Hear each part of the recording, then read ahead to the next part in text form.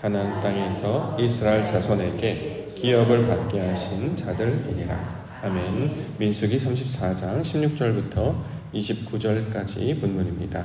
땅을 기업으로 나눌 자의 이름, 땅을 기업으로 나눌 자의 이름이라는 말씀의 제목입니다. 17절에 나와 있습니다.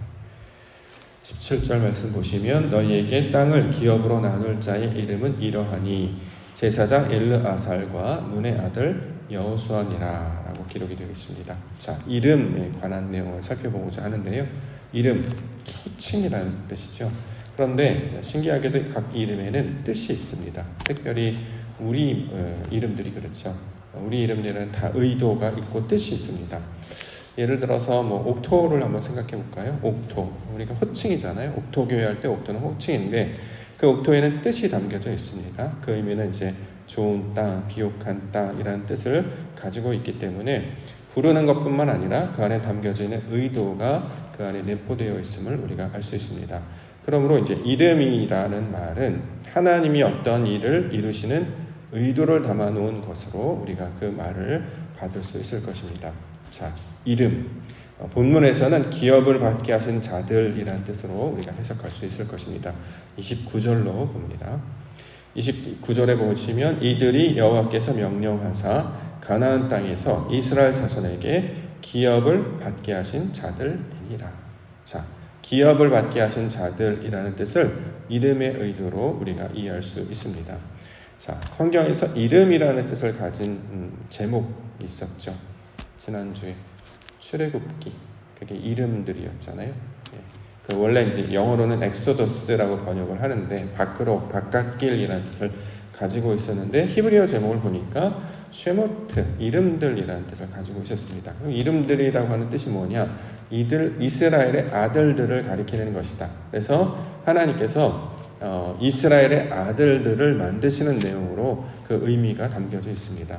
원래 태어난 곳은 애굽이었죠. 아들들이 태어난 곳은 애굽이었습니다. 근데 거기서 탈출하여서 벗어나서 가나안 땅으로 들어가는데 그들의 그 이름이 바뀌어지게 되고 그 이름을 받은 자들이 비로소 하나님의 자녀들. 그래서 그들에게 얻게 되는 상급은 땅을 기업으로 얻는 것. 자, 이것을 소유로 얻는 것으로 설명하고 있습니다. 자, 이처럼 하나님께서 어떠한 사람들에게 새로운 이름을 주시고 그를 하나님의 의도를 담긴 뜻으로 가르쳐 주셔서 마침내 가나안 땅에 들어가 땅을 기업으로 얻는 자들. 자, 이것을 오늘 이름이라고 이야기를 하고 있습니다. 어제는 이제 동서남북 방향사를 통해서 우리가 살펴봤는데요. 오늘은 이름을 통해서 주신 의미를 살펴보고자 합니다. 가장 먼저 우리가 살펴볼 수 있는 사람이 바로 여호수아일 텐데요. 17절에 나와 있습니다. 17절 너희에게 땅을 기업으로 나눌 자의 이름은 이러하니 제사장 엘르아살과 눈의 아들 여호수아니라. 자, 제사장 엘르아살, 아자르 이게 이제 합쳐져서 엘아살 이렇게 번역을 하고 있는데요. 아자르 돕다라는 뜻입니다. 하나님이 도우셨다. 그래서 이제 이걸 발음상 엘르아살, 명칭으로는 엘르아살인데 그 뜻이 있을 거 아닙니까? 의도가 무엇이냐? 하나님께서 도우신다 라는 말씀의 뜻을 가지고 있습니다. 그러면 우리가 잘 알고 있는 이제 눈의 아들 여호수아, 원래 이름은 호세아였어요. 그런데 이름이 바뀌었죠. 여호수아. 자, 구원이라는 뜻의 이름을 가졌는데 어떻게 구원이 이루어지냐면 앞에 하나님의 손이라는 뜻을 가진 단어가 덧붙여지는 거예요. 그러면 이제 발음이 여호수아 이렇게 돼야 된단 말이죠. 자, 하나님의 인도하심을 따라 나아가는 그것이 바로 구원이다. 이렇게 이제 그 이름의 의도를 우리가 통해서 살펴볼 수 있을 것입니다. 눈의 아들이라고 하는 것은 이제 눈이라고 하는 것은 이제 문자적으로는 물고기라는 뜻을 가지고 있다고 하는데 이제 원래는 이제 부활이나 생명의 아들이 되는 것을 가리키고 있는 말입니다. 따라서 눈의 아들 여호수아라고 하는 말은 어느 집안의 어느 아들을 누구다 이런 의미도 있겠습니다만 성경적 의도를 살펴보면 부활의 생명으로 거듭난 자, 그를 구원이라고 한다. 이렇게 의미를 풀어서 우리가 이해해 볼 수 있을 것입니다. 자, 이와 이제 비슷한 개념이 뭐냐면 이제 다비드가 있는데요. 다비드에 이제 하나님께서 붙여주는 손이란 뜻의 요드가 붙으면 여디디야가 되거든요. 여디디야 아마 들어보셨던 기억이 있는데 솔로몬의 어렸을 때 이름이 여디디야였죠. 자, 하나님께서 사랑하시는 자가 되었다라는 것입니다. 21절에 보면 베냐민 지파에서는 기슬론의 아들 엘리닷이라고 하는 것, 엘리닷, 이게 이제 여디디아처럼 앞에 하나님의 말씀이 붙은 이제 그런 모양이 되는데 하나님의 사랑하시는 자의 뜻을 가지고 있습니다. 또 한 사람이 우리가 살펴볼 수 있는 건 이제 갈렙이 있을 것입니다. 19절. 그 사람들의 이름은 이러하니 유다 지파에서는 여분네의 아들 갈렙이요. 자, 여분네의 아들, 여분네라고 하는 사람의 아들이 갈렙이다. 이렇게 이제 우리가 이해를 하죠. 근데 여분네가 그럼 무슨 뜻이냐? 열매라는 뜻을 가지고 있습니다. 자, 열매가 된 자. 그래서 그가 바로 갈렙이다. 갈렙은 이제 사전에 보시면 해석을 개라고 번역을 해놨습니다. 이상하죠. 자식의 이름을 개라고 부르는 사람이 있을까? 근데 이걸 이제 그냥 문자 그대로 번역을 했기 때문에 그런데 의도는 아마 우리말로 하면 이제 개똥이 정도 되지 않을까? 뭐 이런 편하게 부르는 말 정도는 이제 그냥 썼지 않았을까라고 이제 추측을 해보는 것인데요. 그 문자가 주는 의도를 살펴보니까 갈렙은 마음이 하나님의 마음에 합하다라는 뜻을 가지고 있었잖아요.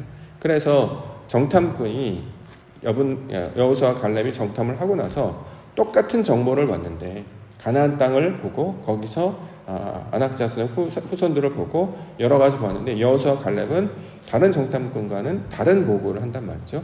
왜 그런 보고를 하는가 봤더니 그는 하나님의 마음을 품은 자였기 때문에, 다시 말해 하나님의 의도로 그것을 해석하니까 이것은 우리에게 주신 선물이구나.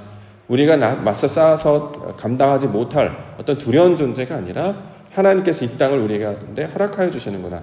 하나님의 시선으로 바라보는 자였다라는 것이죠. 그래서 그를 갈렙이라고 이야기합니다. 그래서 우리가 갈렙 이렇게 이야기하면 하나님의 마음과 같아진 자. 그러므로 우리 심령에 내 생각, 내 뜻, 내 경험을 품는 것이 아니라 아버지의 마음을 품으라 이렇게 이야기하죠. 그래서 우리가 잘 알고 있는 것처럼 그리스도 예수의 마음을 가지라, 품으라 라고 이야기하는 것은 이전에는 내 생각과 내 감정이 있었다면 이제 하나님께서 원하시는 그것들로 바뀌어지게 되는 거예요. 자, 이것을 하나님께서 그러니까 하나님이 기뻐하시는 존재가 되는 것이 이름의 본래적인 의미가 될 텐데 이렇게 변화된 자를 가리키고 있는 말입니다.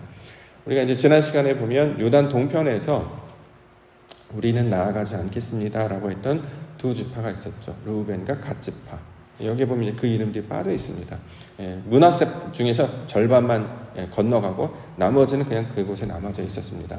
자, 말씀에 연합하지 못한 자, 그래서 악을 행하는 것이다 라고 하는 자들은 서쪽으로 넘어가지 않고, 물론 이제 넘어갔다가 다시 돌아옵니다만 요단 동편의 땅을 자기가 원하는 방식대로 원했던 자들은 거기에 머물러 있었고, 그렇지 아니하고 말씀을 따랐던 두 사람 여호수아와 갈렙은 놀랍게도 그 땅에 들어가는 땅을 기업으로 얻는 자의 모습으로 설명을 하고 있습니다. 우리 가운데 주시는 교훈은 어떤 사람이 될 것이냐, 자신의 생각과 경험에 머물러서 가나안 땅으로 들어가지 못하고 요단 동편에 남아있는 사람이 될 것이냐, 아니면 건너간 자, 히브리 사람, 하나님께서 말씀하신 그 존재, 이스라엘의 아들들이 될 것이냐, 이걸 우리 가운데 이제 비교해서 보여주고 있다는 거죠.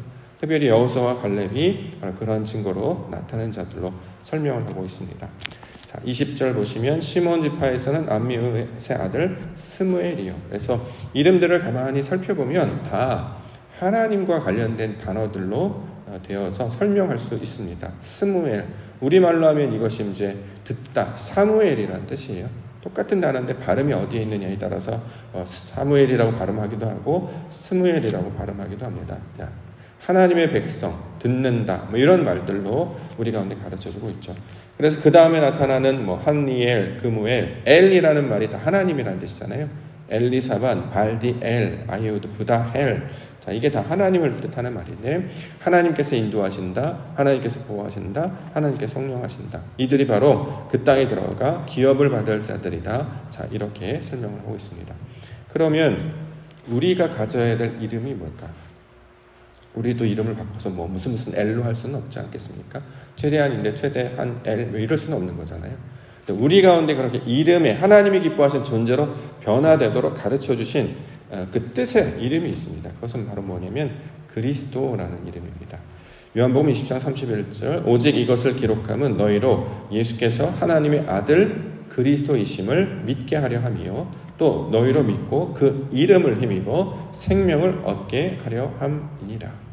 그리스도의 이름은 예수잖아요. 부르는 호칭은 예수라는 거예요. 근데 그 뜻이 뭐냐? 그리스도, 구별된 자, 하나님께 기름 부음 받은 자.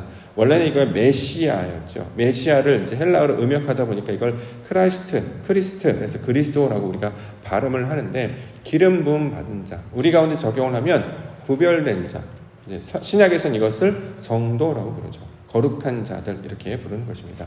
저와 여러분들은 각기 가지고 있는 육신의 부모로부터 받은 이름이 있어요. 근데 그 이름 안에 담겨져 있는 하나님의 의도는 구별된 자로 살아가라는 거예요. 성령으로 기름 부음 받은 자로 살아간단 말이죠. 그래서 사도 바울이 그러한 사람을 가르쳐서 뭐라고 했냐면 하늘에 속한 자다 이렇게 얘기한단 말이죠. 땅에 소속되어 있는 걸로 태어나서 갖춰져 있지만 사람들의 생각이나 육신의 어떤 본능을 따라가지 아니하고 하나님이 기뻐하신 뜻을 향해서 살아간단 말이에요. 그래서 세상 사람들과 구별되었다라고 이야기하고 그 본이 되었던 분이 바로 예수 그리스도이셨기 때문에 그분을 따라 살아가면 그것이 바로 이름이 된다, 존재가 된다, 하나님의 사람들이 된다라고 이야기하고 있습니다. 로마서 8장 29절 말씀에 보시면 하나님이 미리 아신 자들을 또한 그 아들의 형상을 본받게 하기 위하여 미리 정하셨으니 이는 그로 많은 형제 중에서 맏아들이 되게 하려 하심이니라. 자, 맏아들이 됐다라고 하는 것은 이제 첫 번째 아들이라는 뜻도 되겠습니다만 원래 의도는 하나님이 의도하신 그 바대로 이분이 바로 표대, 우리의 이제 기본과 기준이라는 의도가 된단 말이죠. 우리도 누군가를 닮아가야 되지 않겠습니까? 그 목적과 대상이 되시는 분이 바로 그리스도라는 거예요. 그 예수 그리스도가 우리의 본이 되시고 우리의 기준과 근거요, 표대요, 목표가 되게 된다라는 것이죠. 그러므로 우리가 그 그리스도라고 하는 아들을 닮아가려고 하면 그리스도의 형상을 닮은 자가 되는 것이고, 육신의 애굽의 상태에서 벗어나 가나안 땅에 들어갔을 때 그 그리스도의 형상을 받는 하나님의 거룩한 백성들이 되는 것이다. 그래서 나중에 우리 이제 살펴보시면 그 땅에 들어서 뭐 하냐면 땅을 얻게 되지 않겠습니까? 기업을 분배해서 이제 땅을 얻게 됩니다. 내게 얻은 땅을 얻게 되면 거기에 집을 짓고 농사를 해서 수확을 얻게 된다라는 거죠. 이렇게 하나님이 주시는 말씀의 의도를 아버지의 뜻으로 재해석하여서 그것을 붙들고 살아가는 자들이 이 땅을 살아가는 그리스도인들의 내용이 되고 있습니다. 저와 여러분들을 이 땅 가운데 특별히 교회로 부르시고 옥토라는 곳에 보내셔서 기도하게 하시고 하나님의 나라를 구하게 하시는 것은 마침내 그 존재들, 하나님의 이름으로 하나님의 뜻으로 살아가는 빛의 자녀들로 살아가시게 하기 위하여 저와 여러분들 불러주셨다라는 것이죠. 그러므로 우리 이 땅 가운데 올 때 하나님께서 우리 가운데 가르쳐 주시기를 원하시는 그 의도, 이거를 날마다 깨어서 그것 붙들게 하여 주시옵소서. 이렇게 붙들고 나아갈 때 비로소 하나님의 아들들이 되었다, 그 이름이 되었다라는 존재로 살아가게 될 것입니다. 늘 영적 싸움은 다른 것에 있는 것이 아니라 두 가지예요. 내 뜻대로 할 것이냐, 아버지 뜻대로 할 것이냐.